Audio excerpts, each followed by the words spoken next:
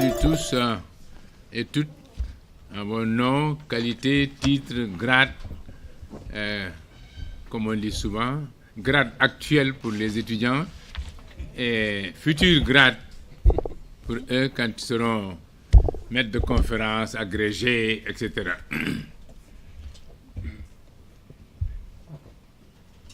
Voilà.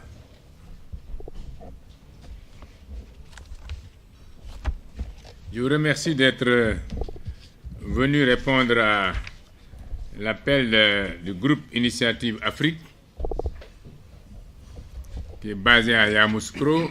Le secrétaire général de ce groupe, à ma gauche, reviendra sur ce groupe qui nous sommes. Et je commence aussi par remercier Madame la Présidente du Conseil économique, social et environnemental et toute son équipe. Elle est représentée aujourd'hui par le secrétaire général de cette institution. La cérémonie ou la conférence se déroulera comme suit. Pour l'ouverture, je passe la parole à M. Choi. Ensuite, je vous accueille en tant que représentant de la section sénégalaise du groupe Initiative, et Pascal Pérou prendra la parole pour faire le rappel de ce groupe Initiative Afrique. Ensuite, on passera aux différentes sessions. Monsieur le secrétaire général, depuis le début de nos démarches pour avoir la salle, cette salle, vous avez été à nos côtés et vous avez appuyé notre demande. Malgré la perspective de session qui était en vue, on a quand même pu obtenir cette salle sans grande difficulté. Grâce à vous, transmettez donc nos remerciements très chaleureux de toute l'équipe à Madame Aminata Tall, la présidente du Conseil économique, social et environnemental.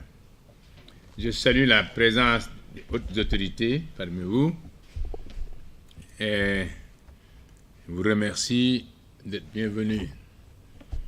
Podium, donc, vous avez le général Clément Bollet, le chef d'état-major particulier du président Chirac, consultant.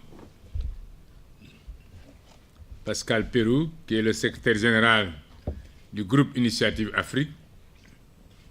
C'est Ibrahima Choi, qui est le secrétaire général du Conseil. Et Caroline Roussi, qui est aussi membre du groupe Initiative Afrique, la section de Paris, trésorière assistante à ce niveau-là. Sans tarder, je vais, avec votre permission, Monsieur le secrétaire général, vous donner la parole pour quelques mots d'accueil dans votre institution. De séance. Monsieur le Président général Lamine Cissé, Monsieur le secrétaire général du groupe Initiative Afrique, Mesdames, Messieurs, chers invités, chers participants, en vos noms, grades et titres, tout protocole observé. Je voudrais, au nom de Madame Aminata Tall, présidente du Conseil économique, social et environnemental, vous souhaiter la bienvenue dans cette institution. Nous sommes honorés d'accueillir aujourd'hui cette rencontre importante consacrée à la frange la plus importante de nos pays, à savoir la jeunesse. Vous me permettrez, Mesdames, Messieurs, de vous ennuyer quelques petites secondes à l'intention de ceux qui mettent le pied pour la première fois dans cette institution, de vous en dire brièvement ce qu'elle est. Le Conseil économique, social et environnemental est une institution consultative qui existe depuis 1961 officiellement, mais qui a été installé pour la première fois en 1964. Sa mission essentielle est d'être au service du président de la République, du Premier ministre et de son gouvernement, de l'Assemblée nationale, mais également des citoyens, pour émettre des avis et des recommandations sur des sujets qui intéressent toute la nation. Pour ce faire, ce conseil peut être saisi directement par le président de la République, par le Premier ministre au nom du gouvernement ou par le président de l'Assemblée nationale au nom de cette institution pour nous demander d'étudier certaines thématiques qui les intéressent et de leur remettre nos avis et nos recommandations. J'ai dit également que nous sommes au service des citoyens. Cela veut dire que depuis la réforme de 2013, les citoyens peuvent saisir par voie de pétition le Conseil économique, social et environnemental sur des questions qui les préoccupent. Il faudrait cependant qu'il y ait au moins 5000 pétitionnaires. Monsieur le Président, Mesdames, Messieurs, s'agissant de votre thématique, je dirais simplement qu'elle constitue également une des préoccupations du Conseil. Parce que de 2013 à 2018, durant cette première mandature, le Conseil a eu à émettre 39 avis et recommandations. Et ces avis et ces recommandations ont touché essentiellement le secteur de la jeunesse, à travers la formation, à travers l'éducation, mais aussi à travers l'emploi. Je suis heureux de constater que dans cette salle, il y a pratiquement 95% de jeunes, ce qui est également représentatif, disons, de la tranche d'âge de nos populations. Mais vous conviendrez avec moi, et c'est même une tautologie de le dire, et on le dit toujours, que c'est l'espoir qui fait vivre. Je pense que personne ne me démentira ici. Alors, si l'espoir fait vivre, que produit le désespoir? Que produit le désespoir? Aujourd'hui, le constat que nous avons fait en étudiant les thématiques sur lesquelles je viens de me présenter tout à l'heure, c'est que nous sommes presque désespérés. C'est-à-dire que la jeunesse a perdu espoir. C'est ça qui nous amène aujourd'hui à ce qu'il est convenu d'appeler peut-être le phénomène de la migration ou de l'immigration clandestine. Parce que lorsqu'on n'a plus espoir en son avenir dans son pays, cet espoir-là se trouve par ailleurs. Donc on est désespéré dans son pays. Donc j'espère que les conclusions de vos travaux nous permettront, Monsieur le Président, Mesdames, Messieurs, de redonner espoir à notre jeunesse à travers les 3 sous-thématiques que vous avez évoquées. Paix et sécurité. Si on est désespéré dans ce monde, si on n'a pas des perspectives dans l'au-delà, nous sommes sujets, nous sommes facilement entre les mains de ce qu'on appelle aujourd'hui les djihadistes, qui nous promettent un avenir meilleur, mais dans un autre endroit. C'est ça qui fait que la paix et la sécurité dans nos pays est aussi importante, Monsieur le Président. Il y a l'éducation et la formation. Si nous n'avons pas espoir que dans notre pays, le système éducatif nous permettra de disposer de la formation adéquate et d'avoir les habitudes nécessaires pour disposer d'un emploi décent dans le futur, si nous avons perdu cet espoir-là, qu'est-ce que nous reste? Les pirogues pour traverser l'océan Atlantique. Le troisième axe de votre thématique, c'est sur l'économie et l'emploi. Donc il faudrait que nous parvenions à soutenir notre secteur privé national pour que celui-ci puisse générer suffisamment d'emplois pour absorber toute cette masse de jeunes-là qui aspirent au plein emploi. Si on n'a pas espoir que demain, je pourrai occuper un emploi décent pour subvenir à mes besoins et subvenir aux besoins de ma famille, qu'est-ce qui me reste encore? L'océan Atlantique. Mesdames, Messieurs, j'espère que les conclusions de vos travaux prendront en compte ces thématiques. Je vous remercie. Tout à l'heure, basé à Yamoussoukro et présidé par Konombani, ancien Premier ministre, ancien président de la banque, directeur de la Banque centrale ici, à Dakar, qu'on connaît bien. Un staff, bien sûr, le secrétaire général est ici avec nous. À Dakar, il y a une antenne, une section, en tout cas un démembrement de ce groupe dont le siège est à Yamoussoukro, donc un démembrement à Dakar. C'est le seul pays en dehors de Paris où il y a un démembrement, où il y a des éléments du groupe qui appartiennent à ce groupe et qui se sont regroupés au Sénégal pour faire certaines activités. Ils sont dans la salle et c'est au nom de ce groupe il y a beaucoup d'absents. Il y a Lamine Loum qui est absent, que vous connaissez, l'ancien Premier ministre du Sénégal. Amadou Kane, aussi B6, directeur de banque. Et Sarr vient d'arriver. Et il y en a d'autres qui sont membres. Le professeur Gomis est là. Gomis, voilà, il est là. Donc on est quelques membres et, qui animons un peu le groupe ici. C'est la première fois qu'on tient une conférence hors de Paris. Et à Paris, chaque mois, le premier mercredi de chaque mois, il y a un petit déjeuner organisé par le secrétaire général qui, lui, il vit à Paris. Petit déjeuner autour duquel on parle un peu des activités, puis des projections que nous envisageons faire concernant le groupe, etc. Et en même temps, on prépare l'Assemblée générale, la réunion annuelle à Yamoussoukro. Chaque année, on fait une réunion à Yamoussoukro avec un thème bien déterminé. Et il vous en parlera tout à l'heure. Et après, sinon, c'est des réunions à Paris, le groupe Initiative Afrique Paris. Maintenant, et à Dakar. André Sonko, malheureusement, n'est pas là non plus, sinon il aurait présidé la séance dans un conseil d'administration qui est présidé par l'archevêque. C'est pas facile de pousser un archevêque comme ça, il n'a pas pu se dégager pour ce matin. Mais lui, il est membre fondateur du groupe Initiative Afrique, qui provient de Aspen, il vous le dira, et donc il est un membre important du groupe, et puis il y en a d'autres. Donc, nous, au Sénégal, on n'a pas beaucoup d'activités, mais je pense que 2019 verra une multitude d'activités orientées vers la société civile, vers la jeunesse. Et quand on parle de jeunesse, on pense souvent aux étudiants, aux universités, etc. Ce n'est pas la seule jeunesse, mais c'est une jeunesse importante.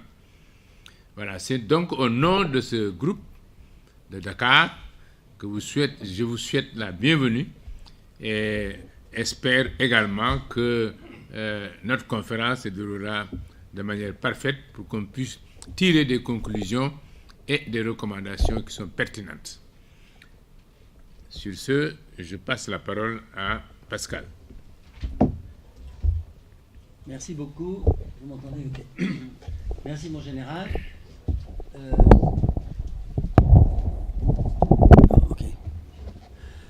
Alors, je vais essayer de vous dresser très rapidement un historique pour qu'on rentre vraiment dans le cœur du débat. Et puis mais c'est important que vous le sachiez un tout petit peu parce que c'est un peu l'originalité de la démarche par rapport à beaucoup de colloques, beaucoup de choses. Vous verrez un peu notre nature qui n'est pas exactement, qui est un peu particulière, si je puis dire. D'abord, sur l'historique, effectivement, le général a cité le nom d'André Sonko. Et la caractéristique de ce que vous voyez là aujourd'hui est une démarche qui a été initiée il y a presque 35 ans, puisque moi-même je ne sais pas si je suis moitié sénégalais ou moitié français, je ne sais pas en tout cas, ou les deux ensemble, mais j'ai vécu 18 ans ici et j'ai notamment fait mes classes avec André Sonko, de la 6e à la 1er au Mariste. Je dois dire que c'était plutôt lui qui était le premier, mais bon, tout ça c'est oublié. Et donc, après, j'ai fait 2 années aussi à l'UCAD. Donc, vous voyez, je connais un peu, je me mets à votre place.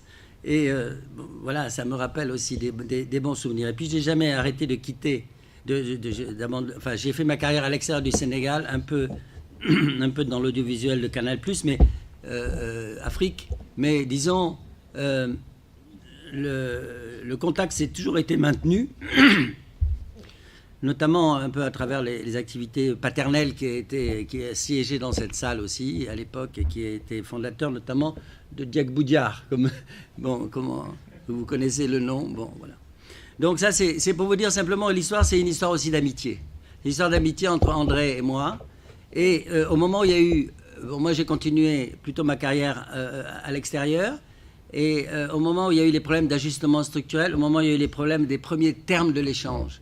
Quand Houphouët-Boigny s'est insurgé contre le fait qu'avec le même argent on n'achetait plus, c'était déjà le début de cette mondialisation qui, si elle n'est pas contrôlée d'une certaine manière, génère des effets qui peuvent être négatifs.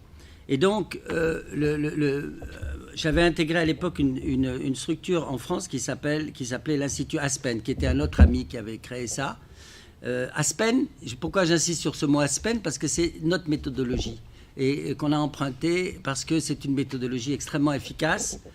Le fondateur d'Aspen, c'est une personne. Aspen, c'est le nom d'une vallée du Colorado, et qui, après la guerre, a dit mais pourquoi on est arrivé? C'est pas possible qu'on soit arrivé à un tel déchaînement de violence. Pourquoi, en définitive? Regardez aujourd'hui les Allemands, ils sont sur la côte d'Azur. Pourquoi il y a quand même eu 50 millions de morts? Donc, ils ont dit si on s'était plus parlé, si on avait davantage parlé de bonne manière, peut-être qu'on aurait évité ça. Et donc, ils ont créé un système dans lequel on essaye d'organiser des réunions, mais sous un mode spécial, c'est-à-dire les journalistes sont admis à l'intérieur, mais ne peuvent pas attribuer un propos à un tel pour faciliter la parole franche sans que ça soit exploité.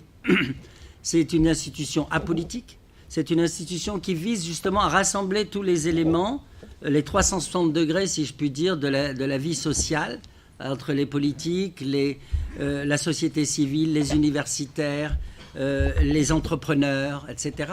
Et à organiser une méthode de dialogue qui est très préparée à l'avance, c'est-à-dire c'est sur des sujets avec un dossier, ça demande une très grande préparation et les gens sont autour d'une table ronde. Et ils sont tous sélectionnés par rapport à leur connaissance du sujet, mais dans la diversité.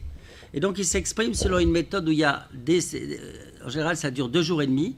Il y a des sessions transversales par rapport au sujet, c'est-à-dire ça nous permet de creuser à fond une thématique, vraiment à fond. Et ça permet, il y a 2 ou 3 introducteurs spécialistes de la session qui introduisent 7 minutes maximum. Il y a une discipline de temps de parole. Les intervenants soulèvent leur chevalet quand ils ont quelque chose à dire. Autour de la table, ils ont 3 minutes pour s'exprimer et ils peuvent reprendre la parole, bien entendu. Mais il y a cette discipline qui fait une interaction. Ça se passe dans des endroits qui sont, je dirais, assez, si je puis dire, agréables, mais isolés du reste de la vie. Parce que quand est-ce qu'on a le temps de réfléchir? Vraiment, là, c'est vraiment un endroit où on peut réfléchir, on peut échanger. Il y a des guest speakers, les gens se rencontrent aussi dans les intervalles des dîners et ça permet de créer aussi un réseau et de relations. Donc, si vous voulez, et le sérieux avec lequel c'est préparé, c'est mené, la dernière matinée est réservée uniquement à des propositions constructives. Et il y a une dernière tour de table où tous les gens ajoutent, sculptent un petit peu les décisions définitives. Et tout ça pour vous expliquer que cette méthode, qui était donc portée par l'Institut Aspen France, qui était un démembrement d'Aspen sur la France, j'en faisais partie. Et donc, avec André Sonko, j'ai introduit l'Afrique en disant c'est un sujet très important. À l'époque, ça ne faisait pas recette. Personne n'en parlait. Vraiment, c'était hors des radars. Et donc, en 1994, il y a eu... Alors, on a déjà fait des petites rencontres. Et en 1994, le président de l'Aspen France a été Raymond Barre, que je pense certains d'entre vous connaissent, qui est le grand professeur d'économie, qui était Premier ministre aussi. Et donc, on a instauré le cycle des conférences Europe-Afrique d'Annecy, sur lesquelles il y avait 2 règles. 1, majorité d'Africains. 2, les sujets étaient définis d'Afrique, et non pas comme ça se faisait à l'époque, de France, par exemple. Et ça a eu beaucoup de succès. C'était tous les 2 ans à Annecy, dans un endroit très, très plaisant. Pratiquement tous les chefs d'État de la région sont venus, mais se sont pliés aux disciplines. C'est-à-dire, ils ont écouté, ils ont parlé, ils sont intervenus, ils ont fait des introductions aussi. Bon, le président Wade, on a fait une préparation ici à l'époque du président Diouf, Blaise Compaoré, Ouattara, Boni Yayi, ATT souvent, etc. Donc c'était vraiment quelque chose qui a, à un certain niveau, fonctionné, permis finalement de dialoguer de façon franche et de faire avancer certaines choses. Donc ça, c'est l'histoire d'Aspen. Et ça s'est arrêté pratiquement à la mort de Raymond Barre en 2004. Et en 2011, nous avons décidé, avec justement Charles Colombani, avec Didier Akwete, que certains connaissent, avec Léon Coffy, nous avons décidé d'implanter tout ce réseau qui a été constitué sur pratiquement 15 ans, de le transplanter, donc d'Africains qui étaient venus, etc., de démarrer le groupe Initiative Afrique. Pourquoi groupe? Pourquoi pas Aspen? Parce que dans le groupe Initiative Afrique, il y avait déjà ces idées de panafricanisme, ces idées qu'on n'était pas dans un pays comme Aspen France, Aspen États-Unis, Aspen Allemagne. On avait cette volonté, et le nom a été trouvé d'ailleurs par M. André Sonko, groupe Initiative Afrique. Et nous avons mené en 1994 la première réunion. Non, pardon, je m'excuse. Et nous avons mené la première réunion en 2011 en Côte d'Ivoire. Et notre lieu des conférences internationales, c'est Yamoussoukro, parce que c'est très isolé. Voilà, il y a aussi le fait qu'on y va en bus, les gens se parlent, etc. Bon. Et donc, depuis, nous avons fait 4 conférences internationales. Ces conférences sont faites de la manière dont je vous ai expliqué. On a transplanté la méthode. Et nous veillons aussi à aller jusqu'au bout, c'est-à-dire à sortir ces recommandations. C'est pour ça que vous avez eu à l'entrée les recommandations de notre dernière conférence sur le sujet de l'intégration régionale, qui, vous verrez, sont assez denses, mais qui témoignent de ce travail en profondeur de réflexion. Mais à la limite, ce n'est pas ça le plus important. Le plus important, c'est notre objectif. C'est que et l'idée phare, c'est que ce réseau constitué sur toute la région, non seulement travaille de cette manière, avec dans chaque thème toujours des nouveaux qui arrivent, qui sont spécialistes du thème en question. C'est pour ça que nous avons eu la chance d'accueillir par exemple des gens comme M. Chertidiane Dieye, des gens donc de l'ENDA. Nous avons noué des partenariats. Donc l'idée, c'est de créer un réseau humain derrière ça, qui pousse. Et la deuxième chose, et la dernière chose, c'est de ne pas donner des recommandations sans suivi. Donc c'est ce qu'on est en train de faire, c'est le suivi. C'est-à-dire que comme les antennes dont parlait le général existent dans tous les pays. Elles ne sont pas aussi pignon sur rue que celles du Sénégal, mais elles existent en Côte d'Ivoire, elles existent au Bénin, elles existent au Mali. Et donc c'est ce tissu d'action pour faire bouger les lignes qui suit les recommandations. Et on essaye d'être cohérent. Donc, en fait, Groupe Initiative Afrique, c'est une association indépendante, apolitique. C'est un cercle de réflexion avant tout, avec une méthode particulière, mais c'est un réseau, ce sont des conférences internationales et c'est un suivi. Et la dernière phase, c'est on essaye d'agir dans ce suivi en cohérence avec nos recommandations. Or, la conférence précédente, en 2014, était sur jeunesse africaine, bombe à retardement ou opportunité historique. Vous voyez, en 2014, nous avions été le premier à poser même ce terme qui a fait Flores, pour vous montrer qu'il y avait... et on l'a fait sans concession, on l'a fait de façon extrêmement franche. D'ailleurs, on vous a donné aujourd'hui ce sur l'intégration qui est fondamental, mais celui-là, vous pourrez vous le procurer, on le vend à 1000 pour les étudiants et à 5000 pour les gens, les seniors, si je puis dire, mais il est toujours disponible sur Internet. Vous pouvez l'avoir là, parce que c'est vrai que pour lire, c'est beaucoup plus important. Et dans cette conférence, nous avons souhaité vraiment, et c'est une des recommandations, c'est qu'il ne faut pas laisser la jeunesse dériver, il faut aller vers elle, il faut parler avec elle, il faut l'écouter. On avait préparé cette conférence avec des conférences avec les jeunes. On l'a tenue, on a fait ces conclusions. Ces conclusions nous ont amené à la nécessité absolue d'aller vers l'intégration régionale. On a étudié pourquoi l'intégration régionale, qui était si évidente, n'avait pas avancé. Pourquoi c'était un slogan plus qu'une réalité. Nous avons creusé la question. Toujours, on part d'abord d'une analyse vraiment pourquoi ça bloque, pourquoi ça ne marche pas. Et après, on le fait avec des gens qui connaissent, qui sont des gens de l'expérience. Chacun arrive avec son idée et il repart avec une autre. C'est ça la force de l'intelligence collective et du débat. Et c'est à ça auquel on veut vous convier aujourd'hui. Parce que dans notre... on ne s'arrête pas là où on est, on veut continuer à progresser. Et continuer à progresser, ça veut dire notamment, en conformité avec nos recommandations et en cohérence, parler avec vous. Vous donnez les éléments de l'approfondissement. C'est un peu dense, donc vous avez les moyens de vous référer toujours à ça. Dans ce qu'on va dire aujourd'hui, vous n'aurez qu'une toute petite partie de ce qui est là, mais qui correspond tout à fait à ça. Vous pourrez toujours vous y reporter. Et et nous avons choisi aussi en tant que personne physique, parce que nous croyons beaucoup au fait qu'il y a les idées générales et tout, mais ça s'incarne chez des gens. Et donc nous avons vraiment souhaité aujourd'hui être présents. Tous des gens qui sont là sont des gens qui sont très occupés, qui sont très actifs. Et le général Cissé en premier, si je puis dire, que je remercie vraiment vivement au nom du groupe, parce que c'est grâce à lui qu'on est là. Et donc, ils ont tenu à faire présence de leur... Ce sont ni des officiels, ni des fonctionnaires, ce sont des gens qui, à titre privé, consacrent du temps pour faire ce réseau et pour avancer. Et donc, ce qu'on va faire ensemble, on va vous partager nos idées, on va recueillir les vôtres, c'est-à-dire, n'hésitez pas, au contraire, on a besoin de vous entendre, même si vous n'êtes pas assuré, il faut le partager. On va... ceci nous amènera probablement à modifier certains points de vue ou les améliorer. De toute façon, c'est un processus ce qu'on fait. Donc, c'est toujours en voie d'évolution. Et finalement, parce que pourquoi on fait ça? Pourquoi vous verrez parce que c'est vous c'est le présent. C'est votre avenir qui a commencé. Vous vivez aujourd'hui et c'est vous qui allez être amené aussi à nous remplacer.